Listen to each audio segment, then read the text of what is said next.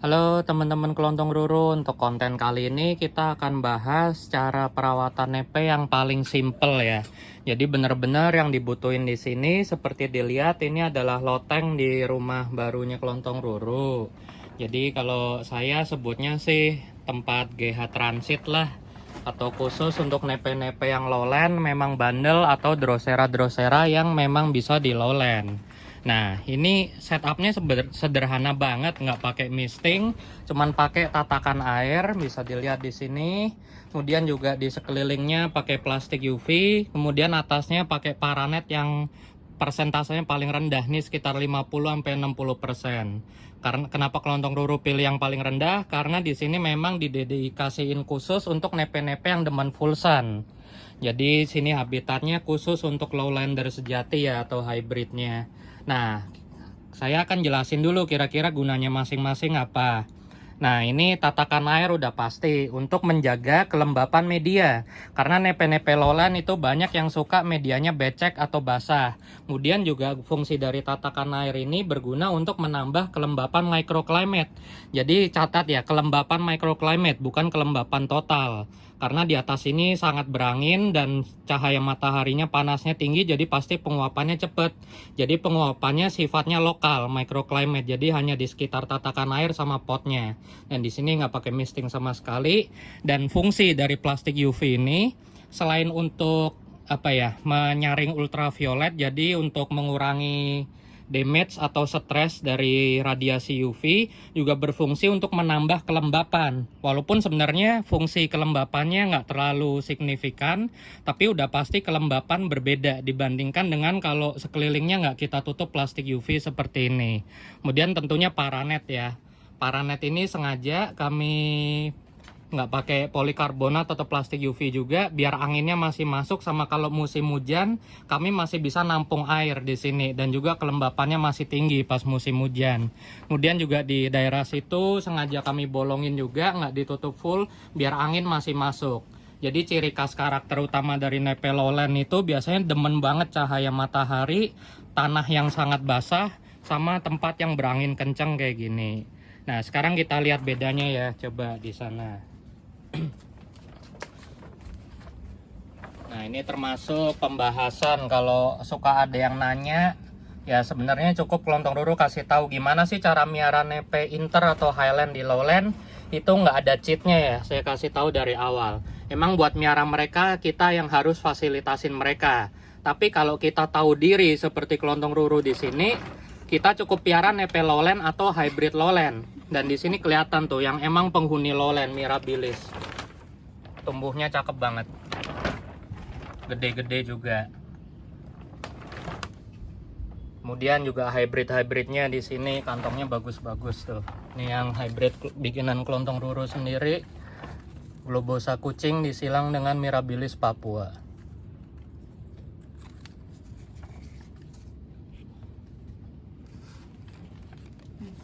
Kemudian di sini juga ada banyak hybrid, ada hybrid Ventri Renward, ada Kampot Nortiana, pemberian dari Sigit Carnivoroland ada 2. Kemudian ini juga ada Renward dari Alam, tadinya Variegata, sekarang udah hilang. Lagi kami coba terapi full sun biar stres lagi.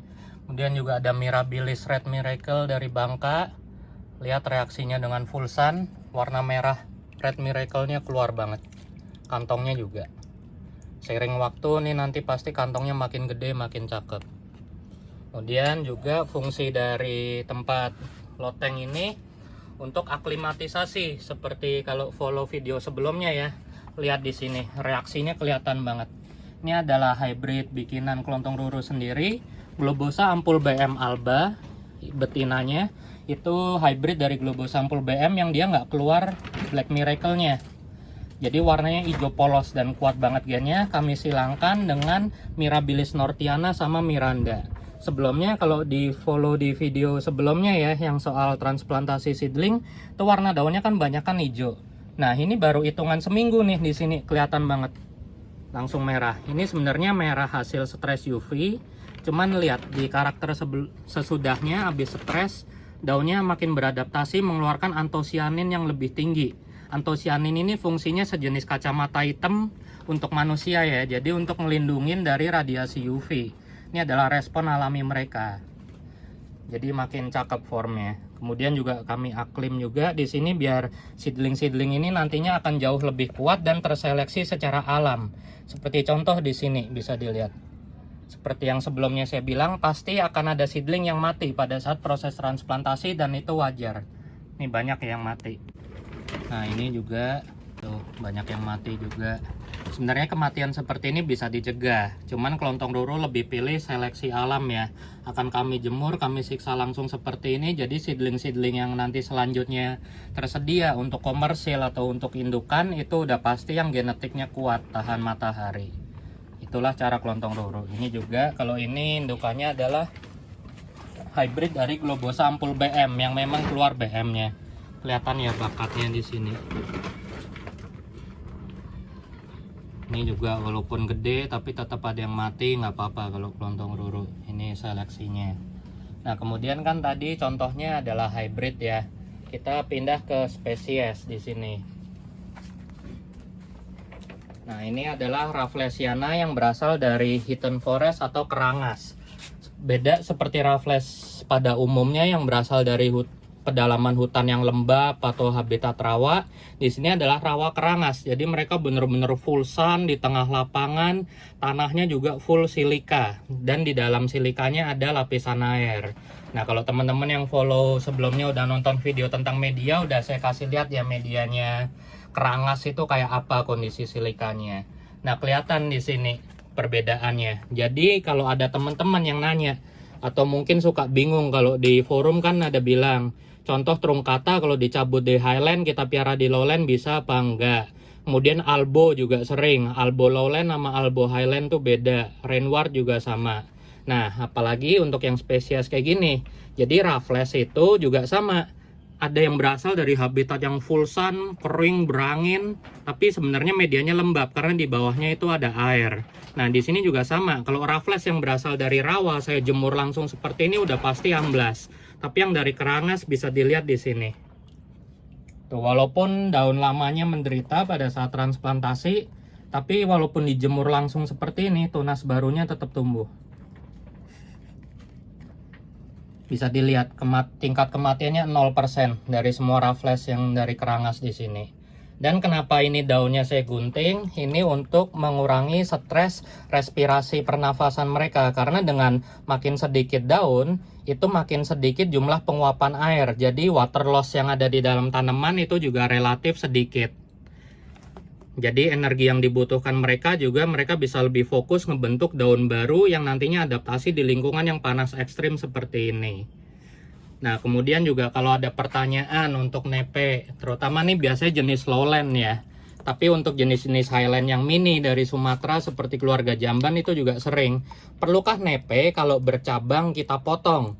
Kan banyak yang bilang kalau nepe bercabang itu harus dipotong salah satu, energinya ntar habis lah, apalah. Kalau kelontong roro nggak pernah khawatir sih. Karena dengan pemupukan, pemeliharaan yang tepat, nggak ada yang perlu dipotong. Kecuali nepe-nepe tertentu ya, kita juga harus tahu diri pemeliharaan kita gimana. Nah, seperti contoh di sini dua-duanya nodulnya jalan secara seimbang.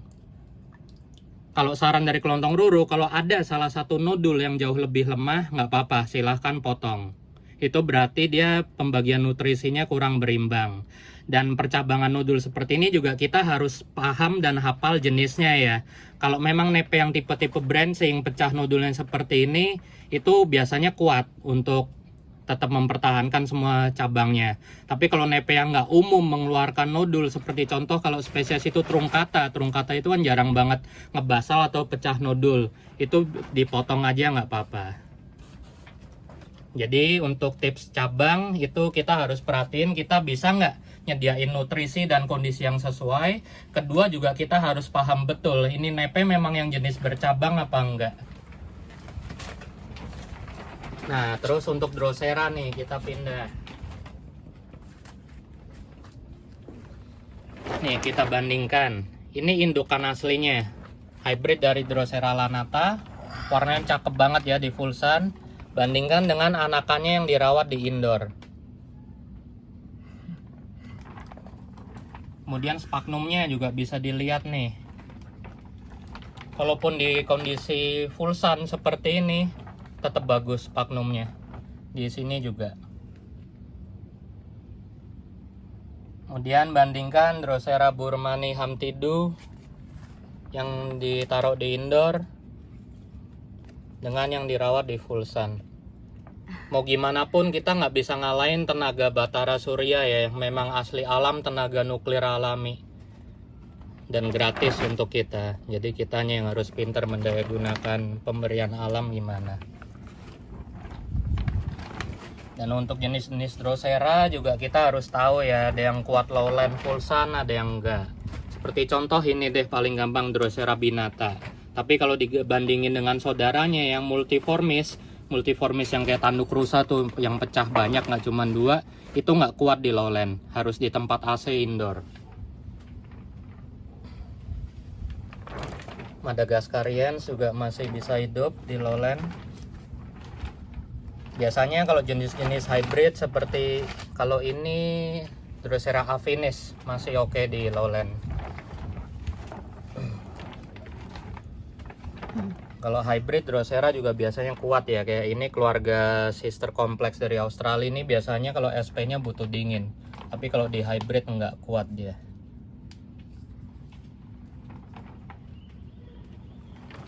Oke, sekian teman-teman, semoga membantu ya. Ini gambaran sederhana untuk melihara nepe. Jadi kalau kita terbatas baik secara uang, secara modal, secara tempat, bisa pakai balkon atau teras rumah, atau paling gampang loteng. Tempat yang paling Kelontong Roro rekomenin adalah tempat yang paling tinggi, biasanya di loteng paling atas ya, bukan balkon. Kenapa?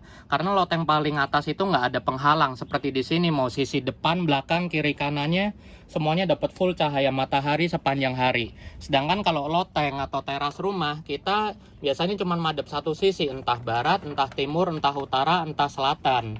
Jadi lebih terbatas cahaya mataharinya. Terus juga dari segi tempat, kita juga harus merhatiin, kita harus paham betul tafor apa yang kita piara. Apakah kuat di kondisi lowland seperti ini apa enggak. Nggak ada ya cara curang untuk miara highland di lowland, kecuali memang kita harus keluar modal seperti AC atau bangun GH. Oke, sekian teman-teman, semoga membantu dan bisa memberi gambaran singkat kira-kira gimana sih cara mudah miara nepe di perkotaan lowland. Thank you.